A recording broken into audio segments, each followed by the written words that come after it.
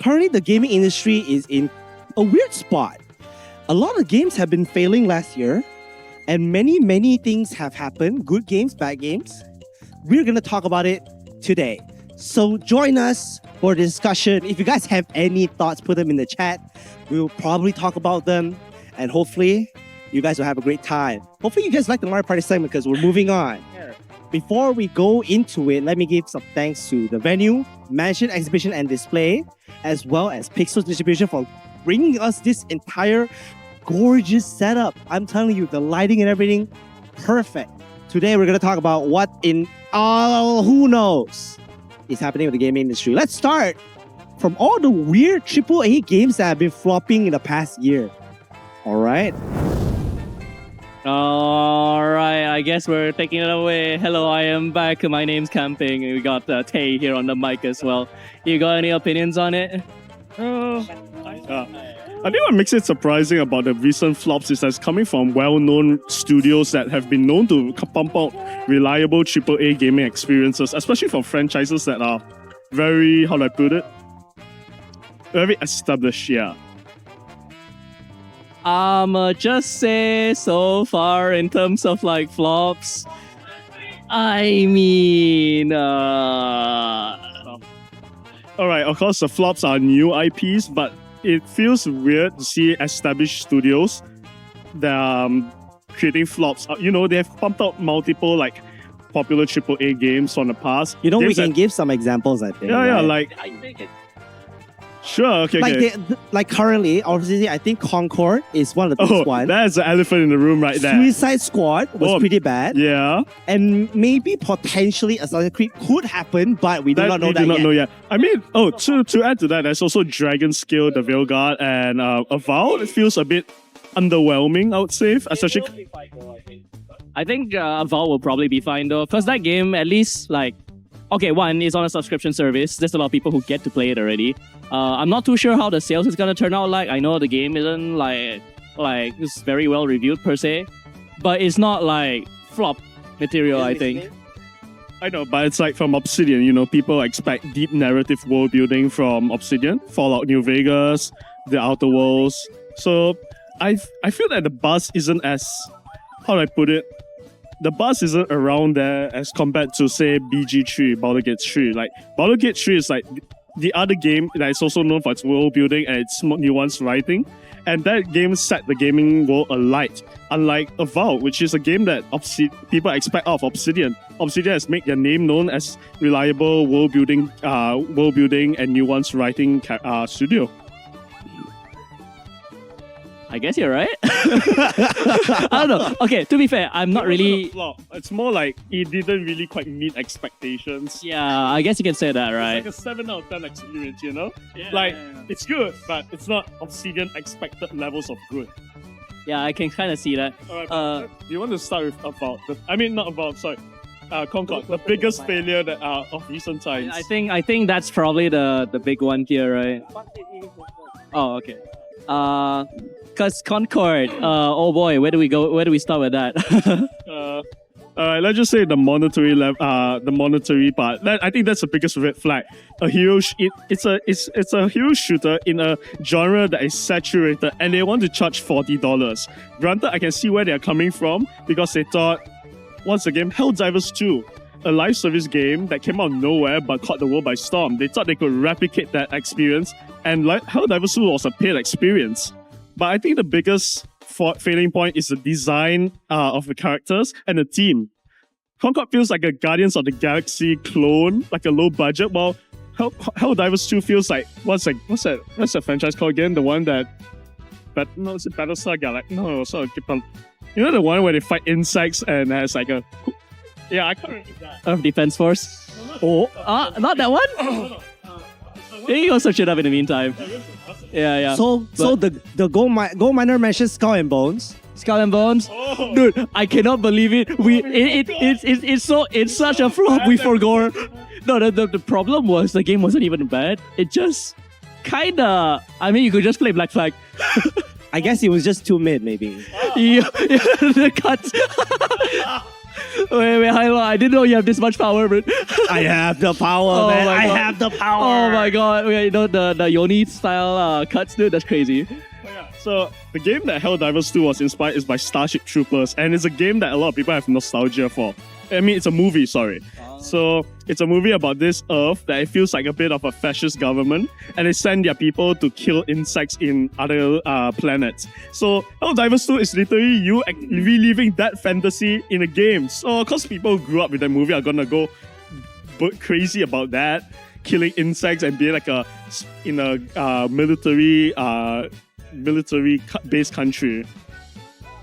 Bro definitely tangented off Concord for sure. Yeah. About how bad the character design was. Yeah, I think the big highlight, I think, for me is just that one.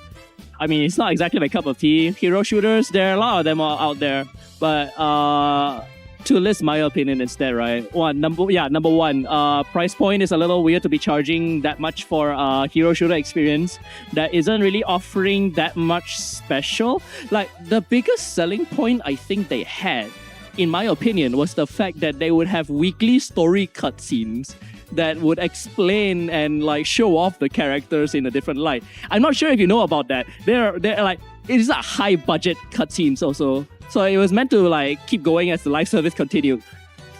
I don't really know why they did that, but at the same time, kudos to them for trying. Also, I didn't want to touch on the Helldivers, I think, because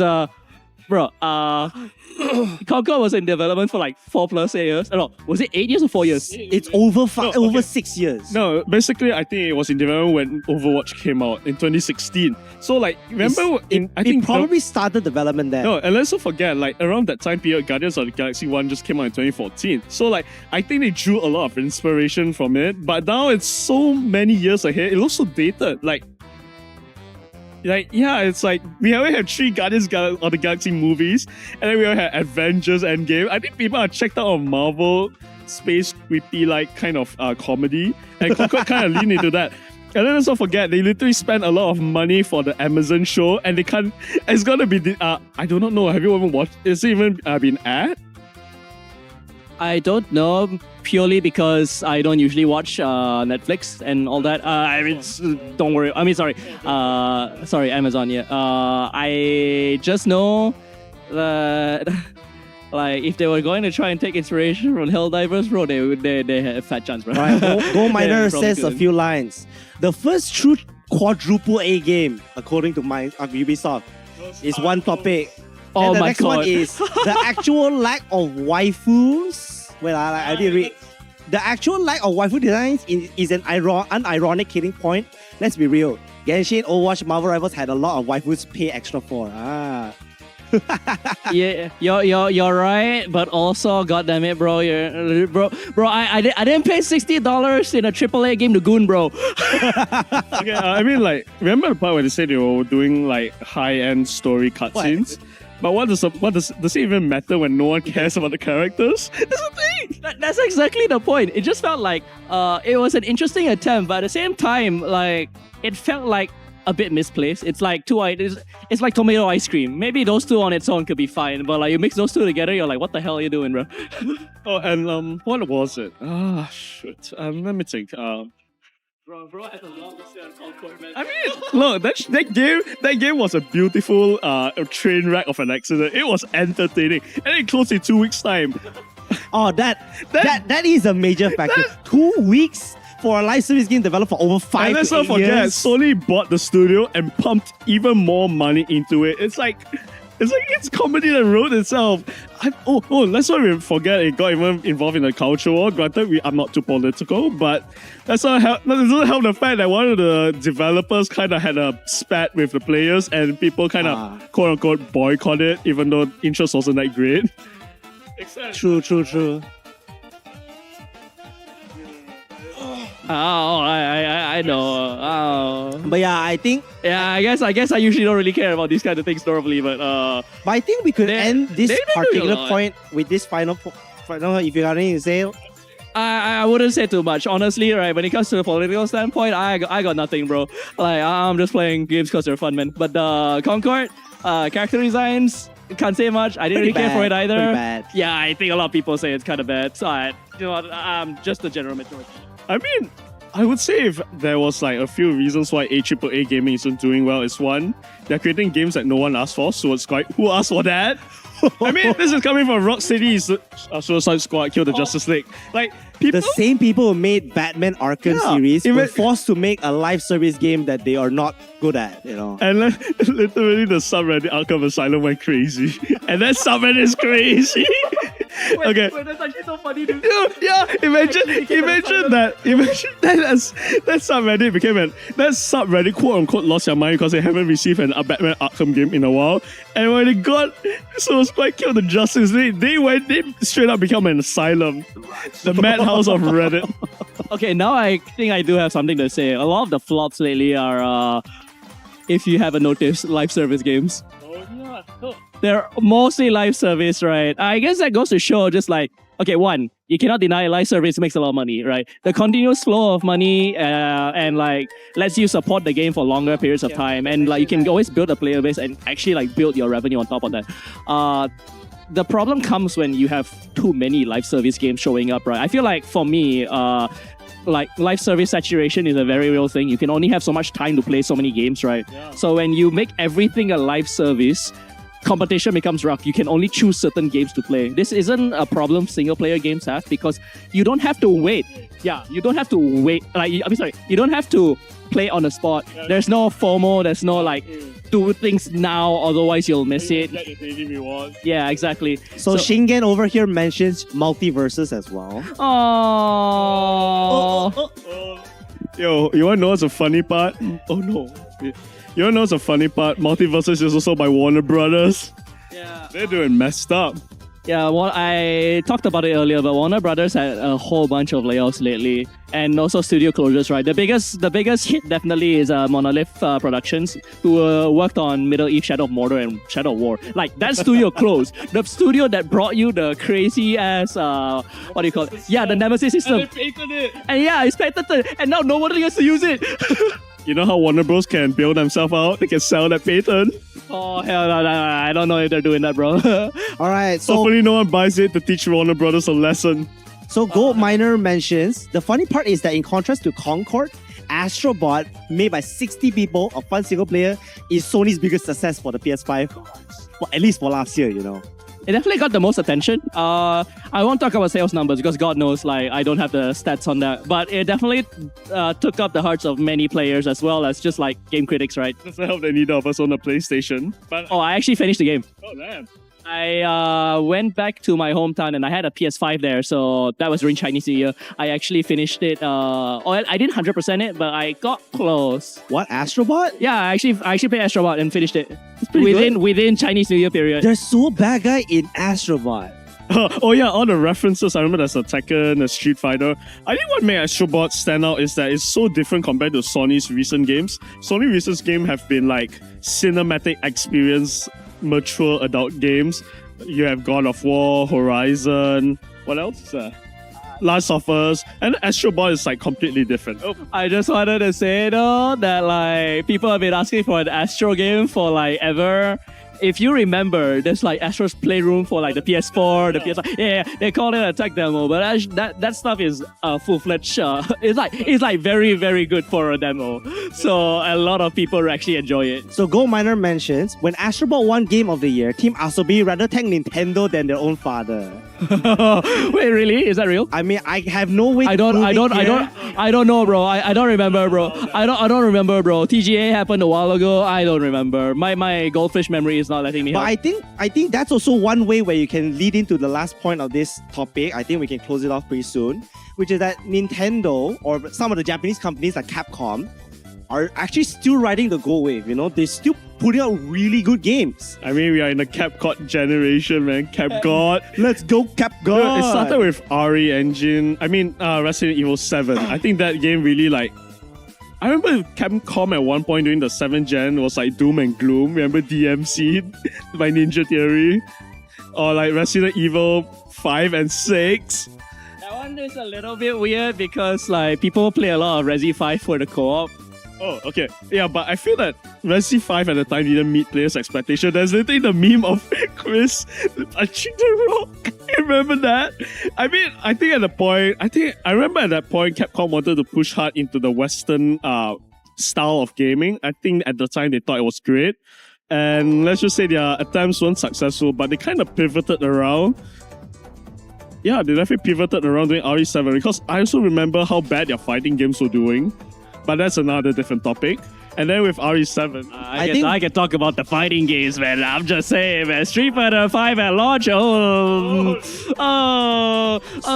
was a major era where Capcom fumbled almost every IP they had. Marvel vs. Capcom Infinite, tragedy of a generation. All our characters are now functions. I think it kind of serves as a reminder that all these AAA studios can come back. Like, look at Capcom. They didn't do well in the previous generation, but they came back strong and they are stronger than ever. Like Resident Evil 7, Street Fighter 6, Devil May Cry 5, Monster Hunter, especially Monster Hunter WoW. Monster Hunter World was the one that kickstarted it. Then it went through Monster Hunter Rise, and now WoW is taking the world by storm. Cap God. Capcom! Let's go, Capcom! I hope they continue to ride the wave. Maybe there's hope for like other stuff, right? They're doing a few different other projects now, right? I believe Onimusha is definitely a highlight. Okami 2, baby! It's under Capcom, right? Is that okay? I remember the original. I played the original on my Switch and like, oh my god, it's a Zelda-like, but it's a pretty good Zelda-like, man. What else? Oh, Konami is doing a Metal Gear Delta remake, which looks pretty promising. All right, don't give Konami too much credit yet. True. We do not forget. We do not forget that. I will leave it at that.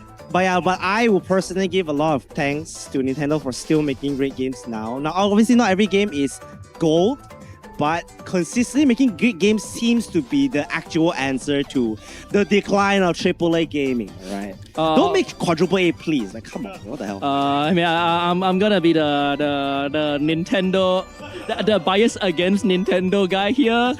We need both of these. Bro, the Pokemon games still look like ass, bro. Please. No, I'm putting it under, bro. I'm putting it under Nintendo, bro. That's the one. That's the As one the stain on Pokemon their fan, portfolio. That's the one stain. Agree. That's the one stain, bro. I cannot, man. Like everything else looks so good in comparison. I mean, you got stuff like Pikmin 4, the Mario games. Oh my god, they look great, right? What? What? The Switch is literally a weak ass console, and those games still look acceptable or great. And then you have Pokemon. Yeah. The Monolith Soft Diff. Monolith Soft McGoots? The Goots? Yeah, Xenoblade X coming soon in March as well. I forgot to mention that in the news section. And Max. Woo! Heck yeah. He's the goats! The goats! Basically, you basically have the most profiting franchise in the world. And what are you doing with the Switch? It's barely looking better than a PlayStation 2 game. It's embarrassing. Gaming, do better, please. Hey man, at least real time combat, right, guys? Okay, no. It like credit where credit is due. At least they're doing something cool. Yeah, at least they're doing something cool, right? Yeah. Okay, fine. I'll give them some credit. Yeah.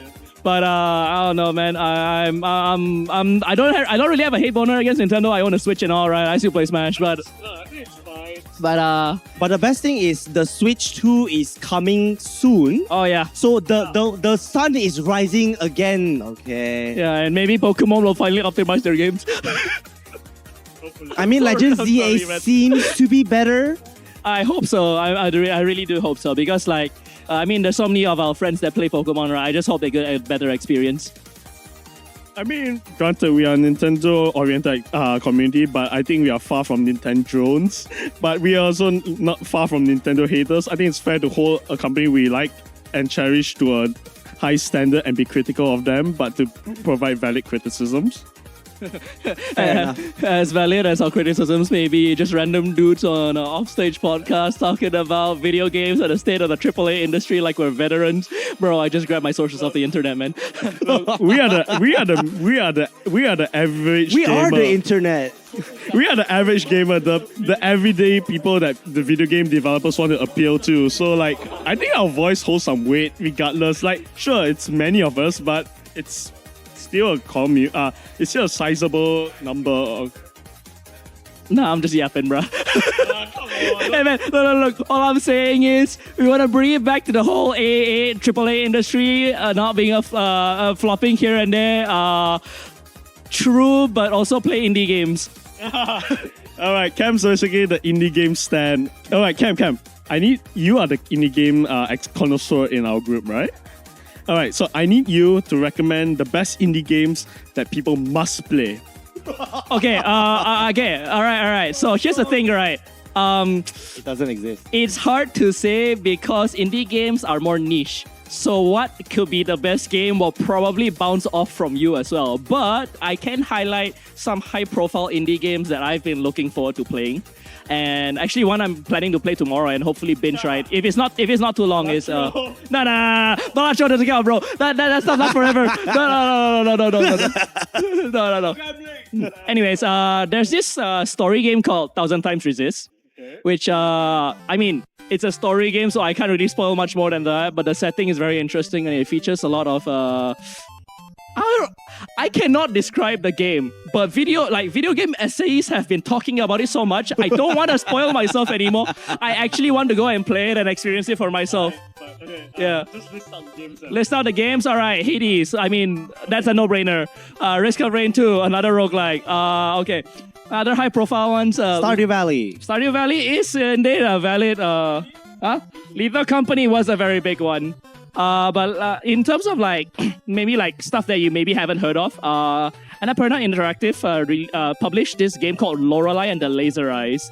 It's a puzzle game where this one woman was given the assignment by a bunch of people. She does like it was an art assignment to explore this manor, and the whole game is in a black, red, and gray aesthetic, and the puzzles in that game can get very complex to the point where you need a notebook to understand what is going on. But when you are able to figure the puzzles and all that, right, it's one of those like mind blasting puzzle games with a really good aesthetic. I would just say I'm not really a puzzle guy myself, so I don't think I'll be playing it. But for anyone that's interested in like a very like a puzzle game where everything is like connected in very weird, interesting ways, while portraying a lot of aspects of art and entertainment in perhaps a new light you haven't seen before. I'd say Lorelei and the Laser Eyes is a good recommend. Yeah, okay. One more. Do you want to show for Rivals or Ether 2? Rivals of Ether better than Multiverses. You know. Whoa! True. Anyways, I would not shield that much because I'm not playing it. But at the same time, I think it'll be nice to have a Rivals 2 community here. I think the game's infrastructure, the rollback and all that is enough for us to finally just start playing platform fighters online. I used to really want to do stuff like this back then. That's why I used to play Brawlhalla. But nowadays, that desire has definitely left me a little bit. Still, I want to see Rivals 2 do well here, honestly. In fact, if you guys are interested in Rivals of Ether 2, our community members actually want to form a proper community. So again, just keep on the news, follow us, and you get to know when. Yeah, pretty much. I do think that a few of us here are at least proficient enough to teach you the ropes. So don't be too scared if you're like getting into platform fighters for the first time. I think some of us here still can't get the hang of basic movement that well. Yeah, we're really not that good. We're just messing around, man. Yeah. All right, well, I'll close this off with one comment from Duo Miner again. Sure. With every AAA studio spent $400 million to flop hard, there's a solo indie dev that makes a game in Adobe Flash or RPG Maker and make it the most successful game of the year. All right, good take. So that's all, or do you want me to summarize why? I'm trying to think of a game that fits the description for like Balatro. I mean, it got nominated for Game of the Year. Alright, okay. It's Balatro, yay. Okay, so if I'm gonna summarize why AAA isn't doing well, it's one, a lot of AAA developers are trying to pivot to live service in a very saturated market where mental and financial attention is really sparse. Second, I would say that they are creating games that no one asked for, or it doesn't follow the demand of the player base, especially for well-established studios that are held to an expectation. And then three, I think some studios can be a bit antagonistic toward their player base. Granted, I think it flopped because of you, not because of us. I believe studios. I believe developers should be able to express what they want in games. Game devs are very loud. Yeah. I don't really know any of Yeah, but like I'm just listing it out. So like I think like I think developers should be able to express how they want. After all, games are art, and developers are expressing their thoughts, their feelings through these games. But like if people don't agree with it, I think it's just fine to just let it be.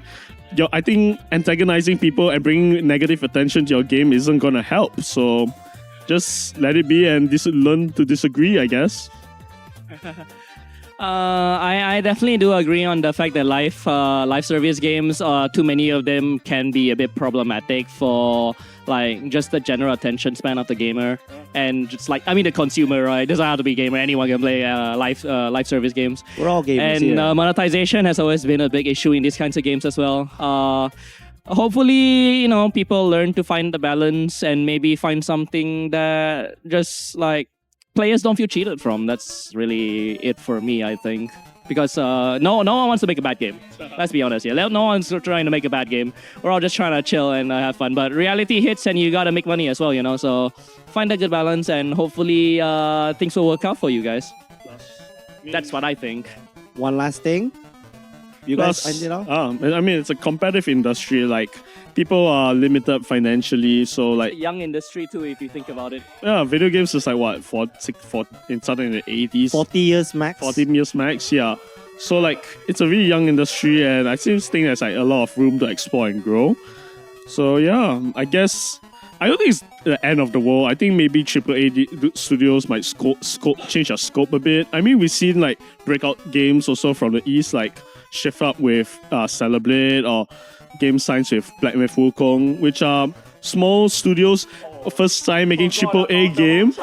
Yeah. I mean, hey, we can save it. We can save it for next week. But like these are studios that are catering to the demands of what player want, and they are doing a great job. I mean, they might not be established studios, but their games are definitely AAA quality. Bro, I forgot the Chinese game. I forgot the Chinese industry is popping off, bro. Lost Soul aside, that solo dev game got picked up by Sony and turned into... that stuff is insane. Anyways, I think that's enough from us, right? Yeah, that's enough from us, man. We've yapped for long enough. It was so nice.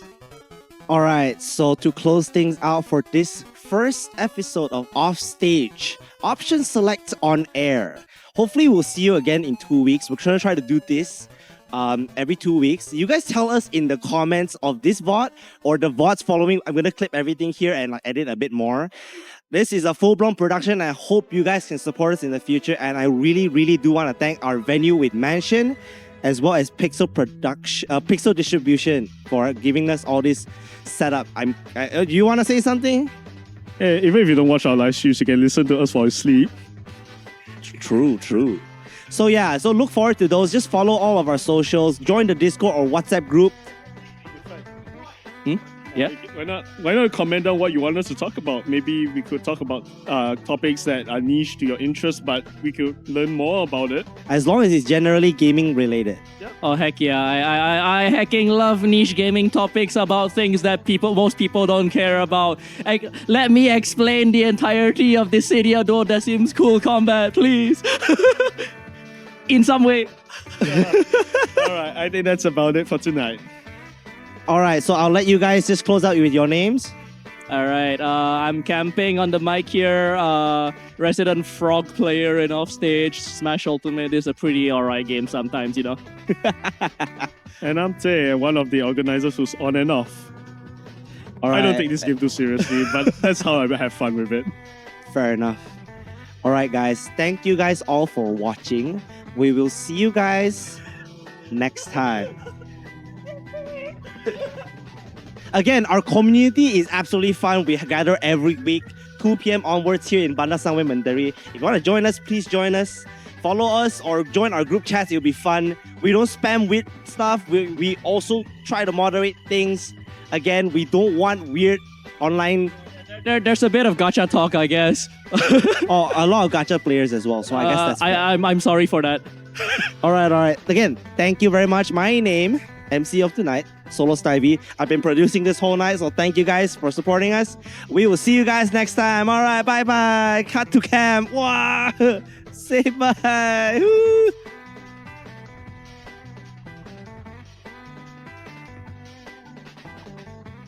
All right, done.